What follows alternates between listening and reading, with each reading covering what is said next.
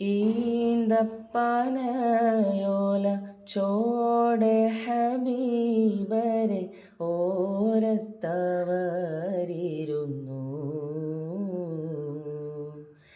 ജീവിതം നബിയോരിലും നൽകി കരം പിടിച്ചേ നടന്നു. ചുടുമണലിൽ വിലപിച്ച് ഹബീബര് സവിധമിലിവരണയും അകമുണരും അനുഭൂതി നുകർന്ന് റസൂലരെ അവരണയും. ചുടുമണലിൽ വിലപിച്ച് ഹബീബര് സവിധമിലിവരണയും അകമുണരും അനുഭൂതി നുകർന്ന് റസൂലരെ അവരണയും.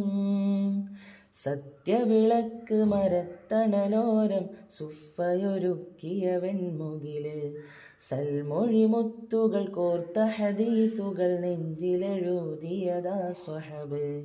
അനുഭവ താരസമാനർ സാത്വികര്